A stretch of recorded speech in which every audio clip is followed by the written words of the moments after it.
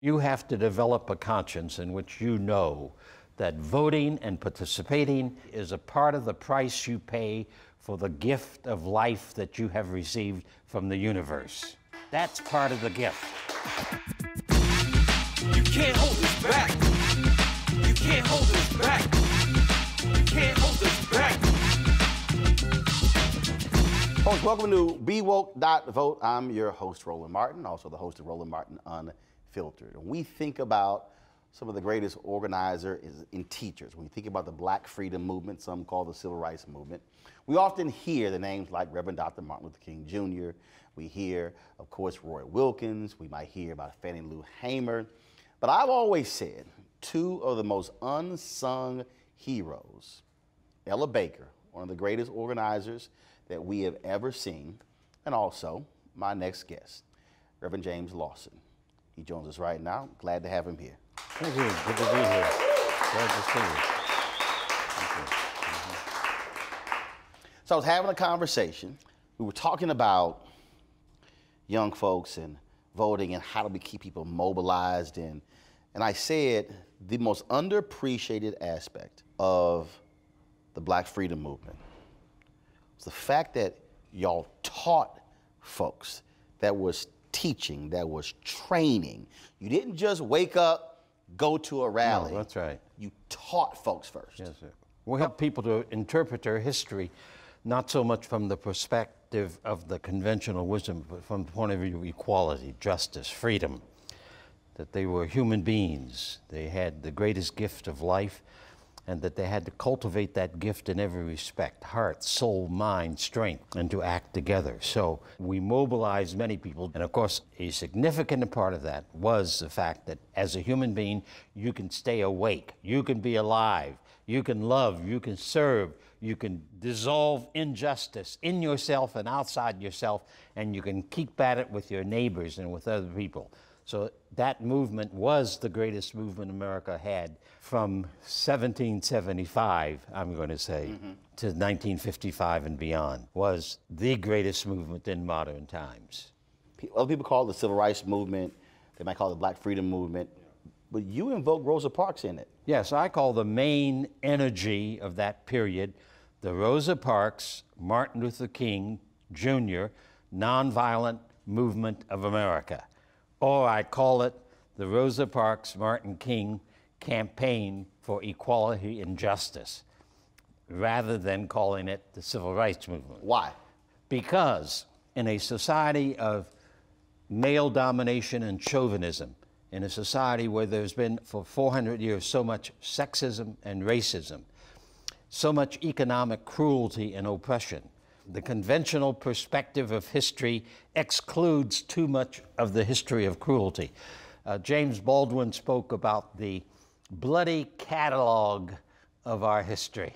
That bloody catalog is more influential today in many, many people than any other facet of American history. And it's blind, it is invisible, it's unseen, and therefore many people yield to it.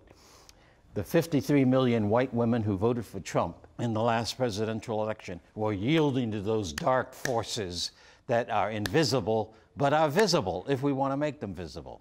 And so our movement sought to make those forces visible so that we could see them, and then we could dissolve them. We could fight back, we could resist, we could create an alternative vision of what we can become. I've had people tell me, dude, why do you keep focusing on the teaching and the training? And when I see what Reverend Dr. William Barber is doing, every time he and I talk, he said, we're not having rallies, we're having trainings.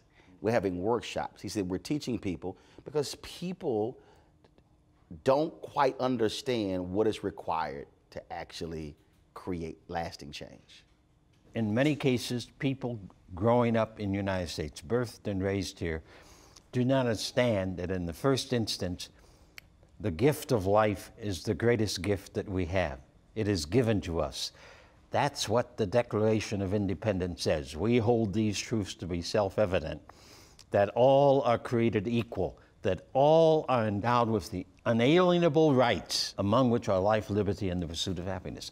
Well, that's never taught. That's not in the conventional conversations that people engaged in around the country.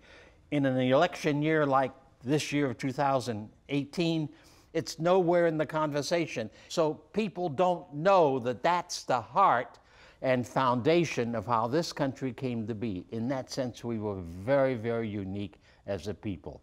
At first, I was a full-time organizer in the emerging nonviolent movement, teaching people the philosophy and the theory and the tactic of nonviolence, to fight back with dignity, to fight back with courage, to fight back with compassion. Do not allow the hostility to make you sick as a human being, but allow the hostility to be used that you conquer it and can live through it and work through it and become yourself a stronger person than you ever imagined possible. In a way, this is what we're asking people to do in this election. You have to develop a conscience in which you know that voting and participating in resisting the wrong in your society is a part of the price you pay for the gift of life that you have received from the universe. That's part of the gift. And so you have to deal with that.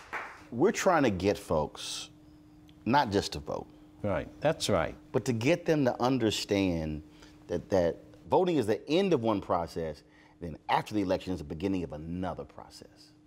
Voting is but one tactic that comes ever so often. In between, we have to be people deeply engaged in being informed about what our situation is, what the situation of our neighbors is, be concerned for racism, for economic injustice, for working families. So if we stay informed in a daily way, in our own neighborhood, in our own family, and around the community, then the voting becomes a major step that we're more than eager to go ahead and do. To be an engaged human being, not a distracted human being, but a human being who is what the Buddhists called mindful, to have mindfulness of where you are and what's going on around you.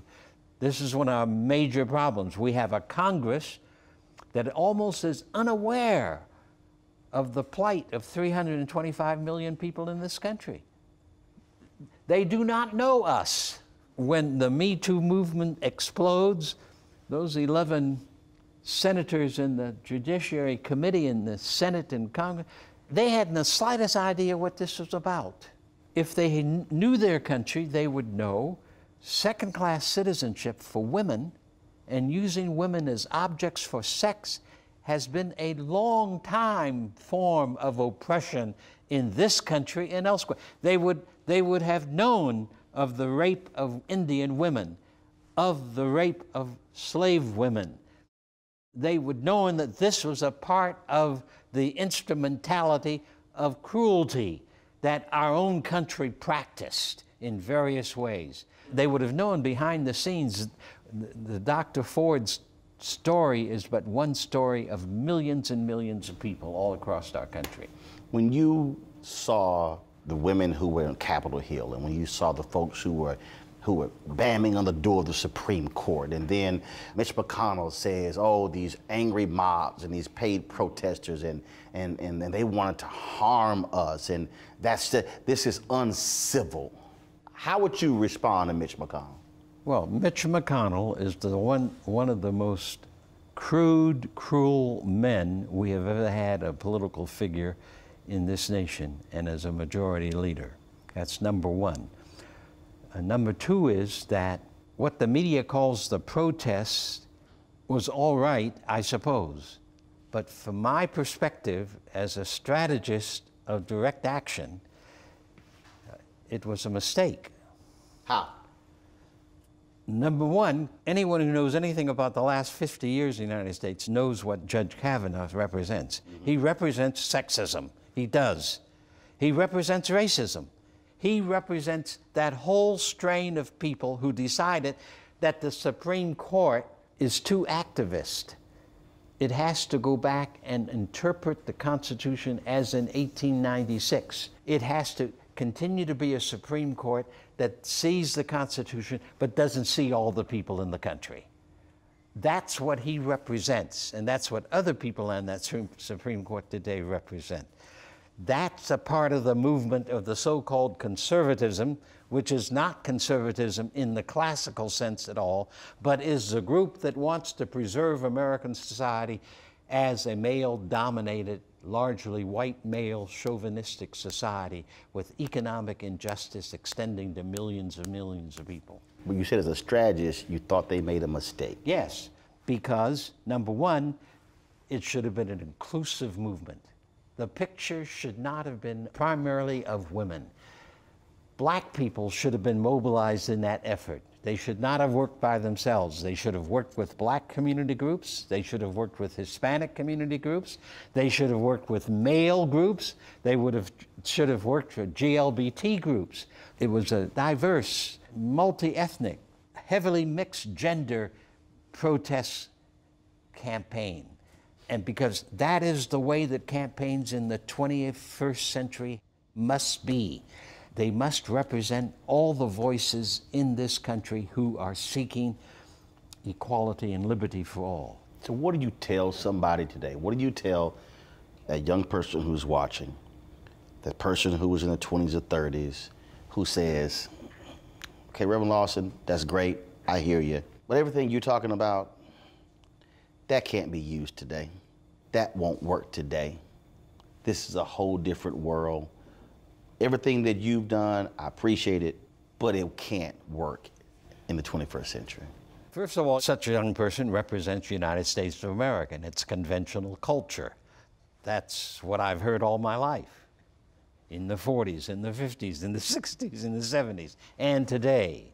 But they better begin to recognize that you cannot overcome the forces of Trumpism by imitating Trumpism in language or in behavior or in vision. You cannot do eye for an eye and a tooth for tooth with Trump and expect you're going to get rid of him. The forces of wickedness that Trump produced are now on the rise in Europe as well as in the United States. So we should not be surprised if Trump is maybe only the first president of this caliber, of this kind of meanness, of this kind of power hungriness. It could happen, and I do not see national political voices who recognize the simple fact. Trump can only be defeated by a vision and a movement that does not act like Trump, but acts like people who know that they are alive and that love and truth are the ways that we best exemplify our humanity and the gift of life. So there's no difference about that. And this is what greatly troubles me. I recognize that the voices that will allow the people of the USA not to lose our struggle for truth and beauty are not there at this moment. If there is a group that's assembled, and that group is Pastor Robert Jeffress, Jerry Falwell Jr., Franklin Graham, Paula White, Tony Perkins, Ralph Reed. Yes, Ralph Reed especially. All these white conservative evangelicals who say they all love Jesus. No, they don't. They don't know what that means. If that group is assembled, and you are standing before them, what do you tell them?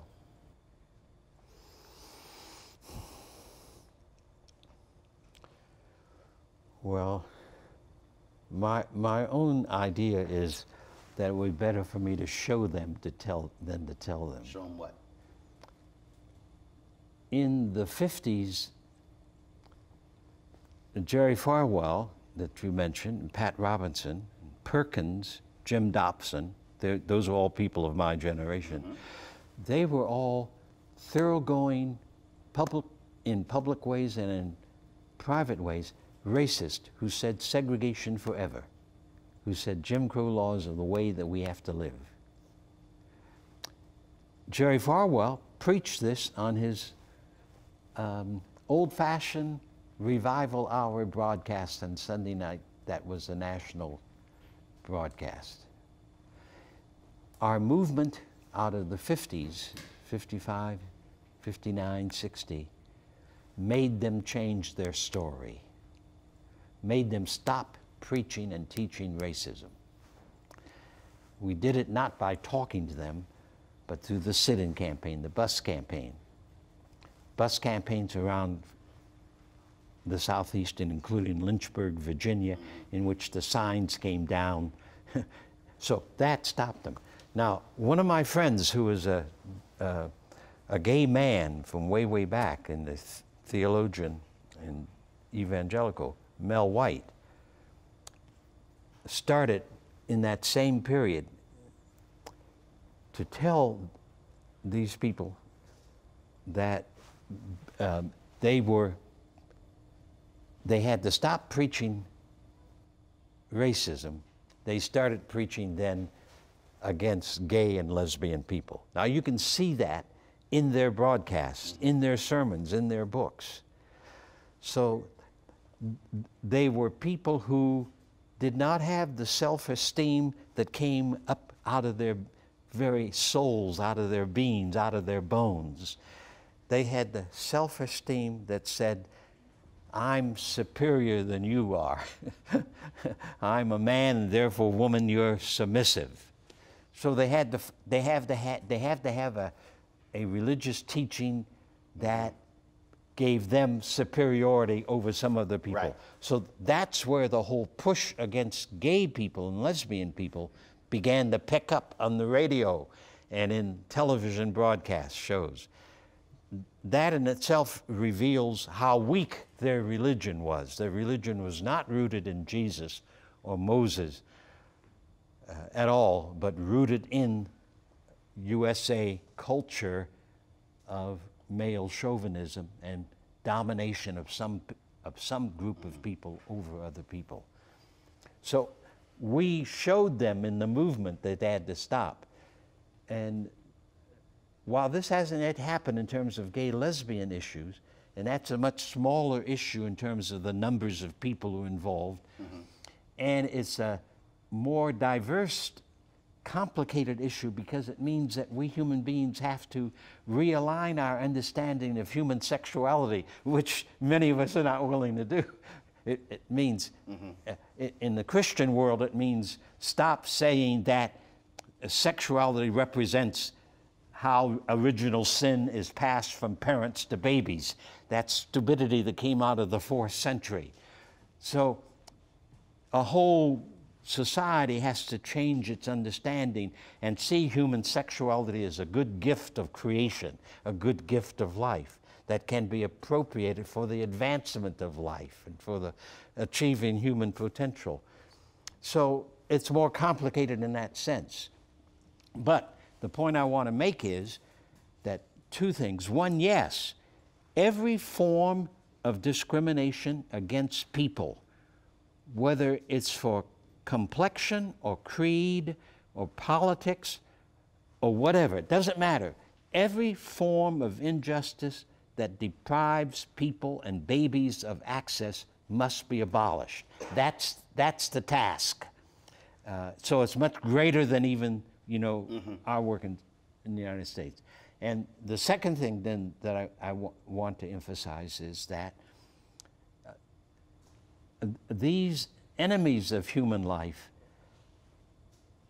in many ways, they cannot be talked to very well. They have to be shown by a struggle that allows them to recognize that they're up against a soul force that they cannot smother, that they cannot stop, and that ultimately will demand that the systems of domination will change. And a part of that is what's going on today, to the great dismay of too many people. So the King movement of 1955 is the first time in a very violent civilization, Western civilization, any sizable group of people started to work to change by insisting we can use nonviolence power to create the change. Gandhi said that nonviolent power, the power of life, is the greatest and most creative power of the universe. And that if we human beings turn away from conventional wisdom towards using the gift of life, which is ours at birth, we would be surprised what the future of the human race will look like. You just turned 90. I just turned 90.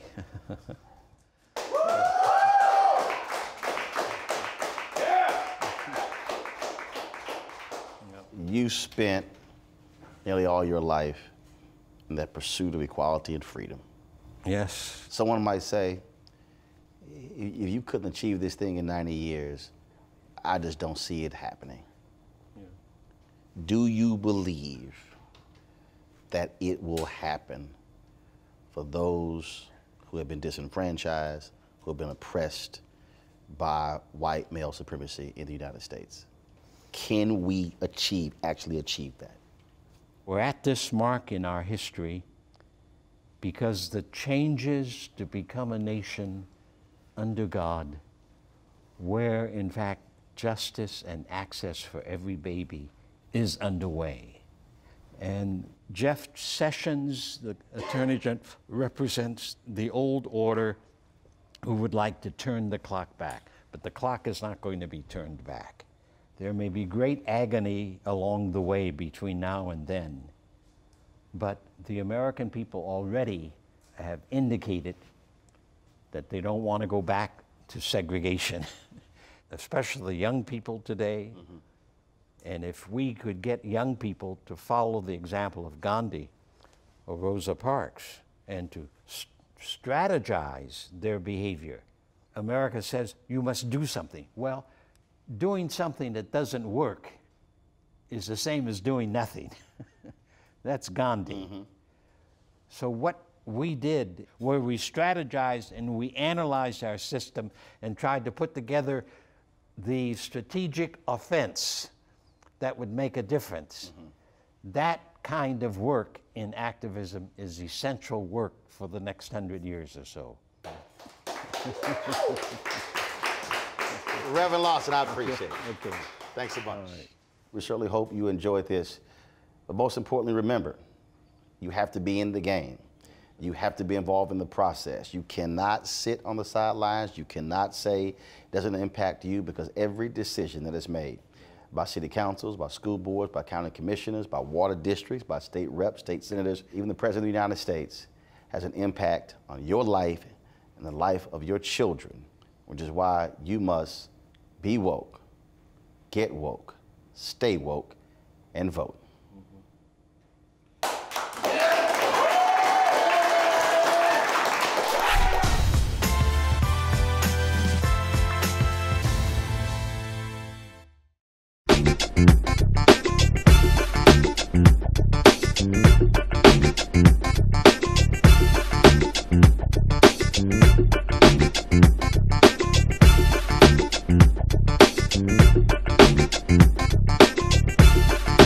you.